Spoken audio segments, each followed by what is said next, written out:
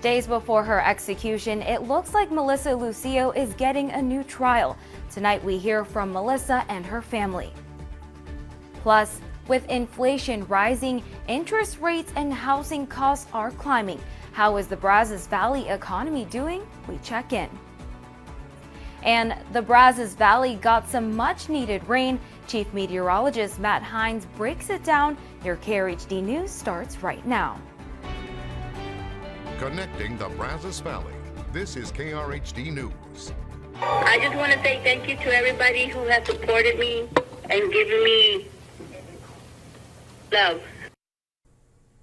The Texas Court of Criminal Appeals halted the execution of Melissa Lucio, a death row inmate many across the country believe is innocent in her 2-year-old daughter's death. The family held a press conference at the Gatesville Civic Center. 25 News reporter Jarrell Baker from our sister station KXXV in Waco tells us how it went.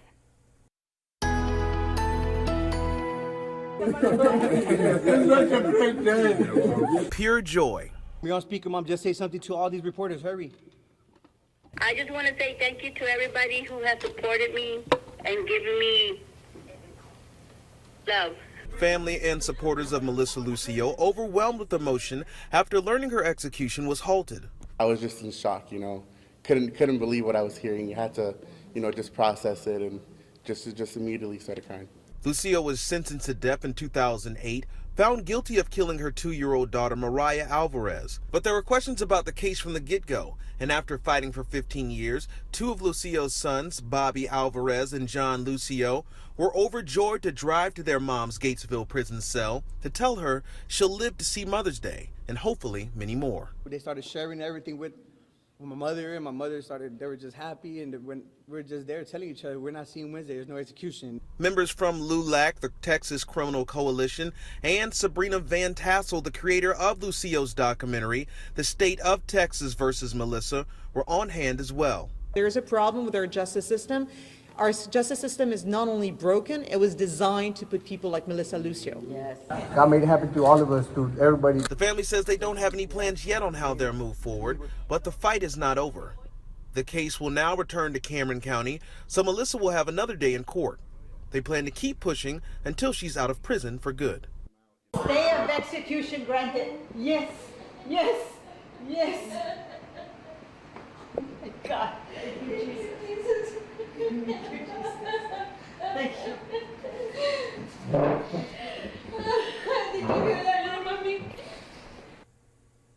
That was the moment when Melissa's mother and sisters heard the news about the stay of execution this afternoon in Harleyan.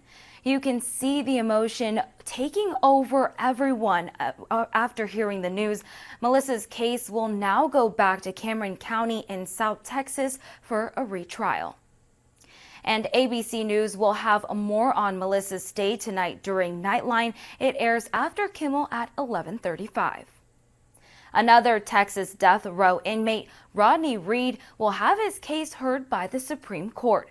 Reed was sentenced more than 20 years ago for killing a Bastrop County woman in 1996. Reed's defense is challenging a state statute on post-conviction DNA evidence testing. They say evidence at the scene would exonerate him. Lower courts say his request is barred because the defense waited too long to file the claim. The Brazos Valley Economic Development Corporation released its economic indicators for the month of April. The business cycle index increased by 0.3% from January to February 2022, continuing its rebound from the impacts of the pandemic. The unemployment rate held at 3.7%, and the local leisure and hospitality sector saw significant improvement. The local economy is continuing to look very strong. The overall index improved by another 0.3%, which is a small incremental increase, but that's the kind that you want, is good steady growth. The Economic Development Corporation is also seeing talent shortage in the Brazos Valley, with many job openings available in the various job sectors. The Texas A&M Corps of Cadets is creating a scholarship to give out-of-state students the opportunity to pay in-state tuition. According to Texas A&M Today, approximately 150 students will immediately benefit from more than $4 million through the new program. I think it's going to be a big benefit. Like I said, coming from out of state, having in-state tuition is a huge blessing because it just relieves a lot of financial burden that a lot of the population here is from Texas, so they don't have that extra added weight. But I also know a ton of people who would love to come to A&M who might not want to because they aren't able to pay that. This new scholarship will allow more people to attend Texas A&M. In honor of the 100th anniversary of the 12th Man tradition, Texas A&M Athletics and the 12th Man Foundation has announced plans for the Centennial Campaign. The campaign features redevelopment of the Bright Football Complex and the construction of a few new facilities, a new academic and wellness center, football indoor performance center, and an indoor track stadium. The 12th Man Foundation plans to secure $120 million in funding, the largest fundraising effort by the foundation since redeveloping Kyle Field. And Governor Greg Abbott has appointed Bryan firefighter Robert Moore to the Star of Texas Award Advisory Committee. The award is given to firefighters who are seriously injured in the line of duty and the surviving next of kin of each firefighter who is killed or sustained a fatal injury while at work. Moore is the Deputy Director and Chief Officer of the Texas A&M Engineering Extension Service and is a member of many firefighting organizations focused around safety and protection while on the job. Up to 100,000 Ukrainian refugees will soon be welcomed to the United States. The process starts today for any American interested in sponsoring one of those refugees. It's an incredibly streamlined process for providing a pathway to safety.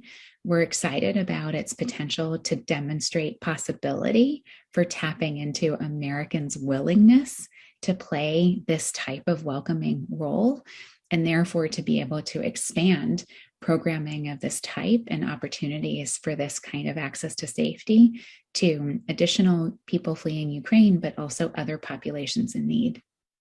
Any American can become a sponsor and help with finding safe housing and other basic needs for refugees. Organizations looking for potential sponsors can connect you so you can start the application process. It includes security and background checks on both the sponsor and refugee.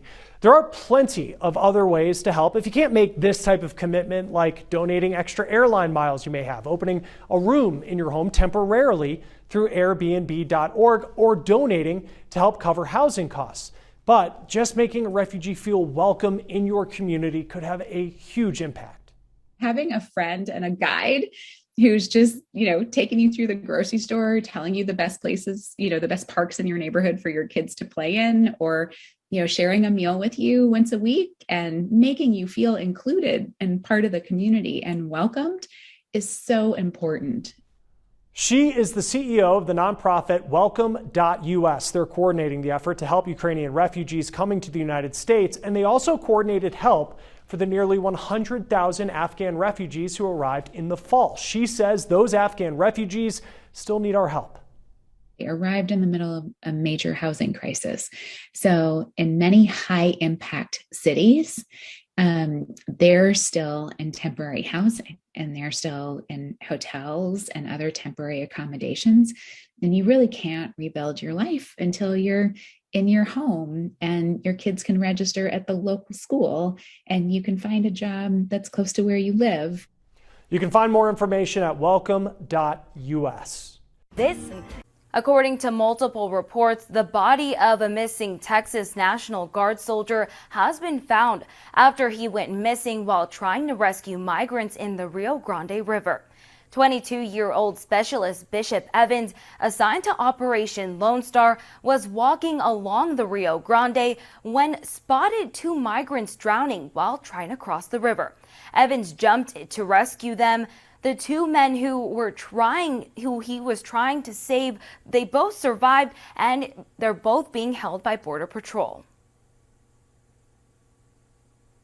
Public libraries are not places of government indoctrination, That's when a new federal lawsuit against Llano County says over a closed-door book ban. The lawsuit says county and library officials violated the First and 14th Amendments. According to the Texas Tribune, the county judge told the library director to remove all books that depict sexual activity or questionable nudity. It comes after a state rep published a list of 850 books he found inappropriate. Closer to home, Democratic candidate for Texas Governor Beto O'Rourke has tested positive for COVID. According to his campaign, he tested positively this morning after a regular test during the campaign and is experiencing mild symptoms. He says he is fully vaccinated and has his booster and adds that he will be following public health guidelines. Twitter announced Monday afternoon it is selling the company to Elon Musk for about $44 billion. The news comes just over a week after the billionaire shocked the industry by offering to buy the social media giant. Less than a month ago, Musk revealed he had taken a more than 9% stake in the company. The deal will put the world's richest man in charge of one of the world's most influential social media platforms. In a tweet Monday, Musk says he hopes his biggest critics stay on the platform to help bolster free speech. It has been a rainy day here across the Brazos Valley with mostly cloudy skies continuing, and the rain is starting to push off to the east. So we've seen the bulk of what we're going to see here across the area. So mostly cloudy out there, 64 degrees, and the dew point's at 60. So it's still quite muggy. Winds around the north at 9 miles per hour. That's going to slowly usher in some drier air. And with that drier air in place, again, rain chances will be going down. But we saw some pretty good rain totals getting into the 5-inch category here across eastern Brazos County, going into western parts of Grimes and on the west side, or the east side, I should say, of Bryan College Station east of Highway 6. And the daily rainfall record, well, 2.6 inches. That is a new record. Just over 2 inches was the old record. And if the official sensor was on the east side of Highway 6, it would be a lot more than that. But that rain continues to shove off toward the east tonight. And again, we are seeing things quiet down for us. Just some mostly cloudy skies behind this. A few breaks in the clouds back to the west. And those breaks will yield some sunshine as we head into tomorrow. So here's your future track showing a spotty shower or two possible tonight going into tomorrow morning. So again, a brief shower, but it will be light, nothing like what we saw earlier today. Then by 5 o'clock, things are looking pretty good around here. And as we get into 7 o'clock Wednesday morning, a few low clouds around, and then partly cloudy skies as we head into Wednesday afternoon. So tonight, temperatures will dip down into the upper 50s as we slowly fall here across the area, between 55 and 59 for most of us. Then tomorrow, highs into the 70s. It should be a rather nice day with sunshine returning, and that means it'll start to warm up as well. 75 turns into 79 on Wednesday, 83 Thursday, maybe a slight chance of a thunderstorm Friday. Then we get to your weekend, and this is where we have the potential for a few more scattered showers and thunderstorms. I don't think it's going to wash out your plans, but we may have to keep an eye to the sky Saturday and Sunday evenings. Keeping your camera on during a Zoom meeting for work may not always feel like the best option, whether it's simply that you're not in work attire, maybe you have roommates or a family member in the background. But survey data from software firm Viopta finds that 92% of managers think employees that do this do not have a long-term future at the company. I know that seems harsh. 94% say in-person employees have more of a chance for promotion than those who are remote. I think it's an extension of this fear that if we can't see you, you're clearly not working. We're struggling with understanding that we need to be measuring productivity versus face time. It doesn't make you a better employee because I can see your face. Jobs expert Julie Balke feels that this data is really more telling of the perceptions that managers need to work on. She thinks it will improve in the next 5 to 10 years as younger generations step into leadership positions and change the norm. But in the meantime, she says if you are working remotely or have a hybrid schedule, data like this should not make you feel pressured into returning to the office. Instead, work more on having open communication with your manager and your coworkers. And maybe it's a bi-weekly summary of everything that you've done. Maybe you meet your team for lunch once every 2 weeks. Maybe you find out when everybody's birthdays are, make sure you call them. So it's up to you, if this is important to you, to create and build and maintain those relationships and those communication channels. She says it can also help to have upfront conversations about why you may need to keep your camera off for a Zoom meeting. The fight to slow the impacts of climate change is starting to take on new importance. Some security leaders are now sounding the alarm that our national security could be compromised by a warming planet. Chris Conti explains why. If you're like me, the first thing that probably comes to mind when you're thinking about climate change is maybe rising sea levels or perhaps more intense storms. But I was surprised to learn recently that everything that's going on with our climate is having a major impact on national security. Quite ignorantly, I made an assumption about this story, that only in the last decade or so did we start studying the national security impacts of climate change. In one way, it's a large social challenge because people don't always react to challenges that still seem somewhere off in the future. But Ron Dole, an associate professor at Florida State University, was quick to give me a history lesson and some perspective. The greater the instability of the climate, the greater the instability in the larger political landscape, national landscapes. Right after World War II, scientists at the Department of Defense began collecting data from the North and South Poles and saw they were getting warmer. Why did the U.S. military suddenly care? Because the warming of the North Sea meant the Soviets would more easily be able to move their navy around the world. So understanding what was going on, including whether the climate was warming, was really important. I wanted to better understand the current day impacts of climate change on national security, though, which is where John Conger comes in. Now, climate change is a today problem. It is something that is happening today, the impacts we're dealing with today, and they're only going to get worse. He says more intense storms will not only impact the power grid our military installations rely on, they'll also be more tangible impacts on our armed forces. As climate change proceeds, you have installations that were built with a certain expectation for climate conditions and weather, and that's changing. Sea level rise is going to yield more recurring flooding. You can't fly off a flooded runway. Then there are the broader impacts globally. Geopolitical conflicts, war, and migration will all be amplified by a warming planet. It's also going to drive instability around the world. And so in that context, they often call climate change a threat multiplier. It makes bad situations worse. The Department of Defense is continuing to look at ways to make our security systems more resilient to climate change. If you ignore it, but your adversaries do not, you leave yourself a blind spot. When it comes to the broad-reaching impacts of a warming planet, though, it appears all assumptions should be off the table. I'm Chris Conti. The pandemic has changed what we do at home and what we want from our home.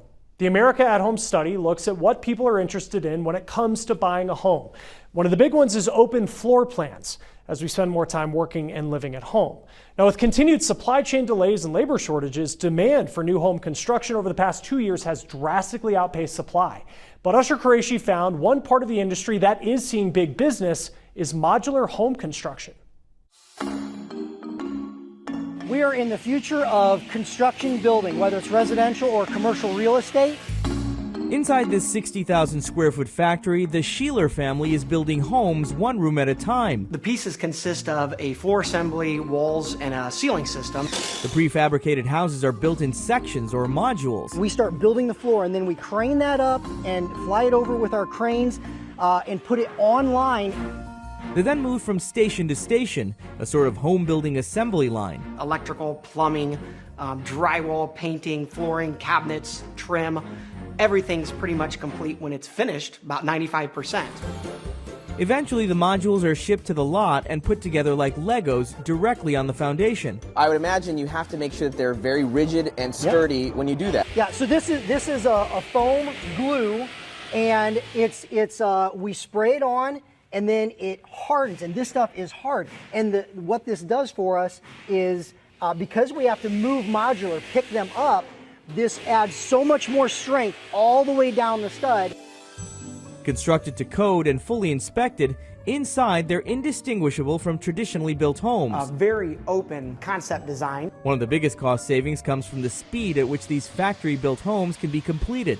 between 30 and 50% faster than homes built on site. We're not affected by the weather. There's no weather delays when we're building indoors. So that is the advantage. We can build all year round and not be affected by any of that. HomeWay Homes shifted from building traditional on-site homes to exclusively focusing on modular construction about 17 years ago. At any given time, they're building about 6 to 7 homes inside this construction facility, and they're completing about 1.5 homes per week. When they used to construct on site, they could only build about 12 homes a year. 400% more construction can be built out of a facility like this than on site. The global modular building market grew from $72 billion in 2020 to nearly $76 billion last year. It's forecast to grow to almost $115 billion by 2028. States are taking notice. In Colorado, a new bill calls for $40 million in grant funding to be dedicated to innovative housing like modular homes. Time is money, and you can definitely save some money on modular construction. On Chicago's west side, modular duplexes built in off-site factories are helping to create affordable housing by reducing construction costs and shortening completion times to just 90 days. That's the beauty of modular, to make it easy and quicker for the homeowner, for the real estate investor, to get their job done quick with quality. And amidst a growing national housing shortage, modular building might just provide the right fit. Reporting from Central Illinois, I'm Usher Qureshi. All right, Usher, thank you. And a final check of our lineup today. The division of household chores has more of an impact on couples' relationships than you might think. What new research is suggesting leaves both men and women happiest when it comes to dividing them up. A major food producer is chipping in for its 120,000 employees in the U.S. to go to school. Tyson Foods is launching a free college education program. Tyson is putting $60 million into this 4-year program. The pandemic brought about changes to work both inside and outside the home. But when we're talking about inside, well, it could be having a negative impact on couples. Ultimately, it's a factor in their relationship stability, right? Whether they break up or they stay together. Dan Carlson's with the Department of Family and Consumer Studies at the University of Utah. He put out new research on why how you divide household chores really matters and what makes couples feel the most satisfied. For women who share housework equally with their partner, they have a 50-50 split. If they're not sharing any tasks with their partner, their levels of satisfaction with their relationship are as low as women who do all of the housework. And if you look at men, right, men who share the majority of tasks with their partner are as happy as men who do no housework. Carlson says essentially men and women need to share the same tasks like cooking, cleaning, and laundry, as well as shopping, to feel most satisfied. He says that is in part because the division of labor just feels more equal. It affects people in both the same way, rather than one person always being stuck with the less rewarding chores. But he says oftentimes couples don't talk about this, they just fall into patterns, and splitting tasks requires more coordination and communication, which he says is good for relationships. When you're doing tasks and they're your sole responsibility, even if you like it, you can feel resentment over always having to do it. It's just, I'm always doing this. My part, and you just might feel like that you've been doing it a lot, and your partner doesn't chip in. The research presented today by the Council on Contemporary Families included surveys over several decades, and now they're looking closer at what happened during COVID. Carlson says essential household responsibilities went up, and at first, men and women shared equally, but now that more men than women have gone back to work, women are still doing more of the chores. Jimmy Kimmel is up next. Good Morning Texas is on the air tomorrow at 5 a.m. Thanks for joining us. Have a good night.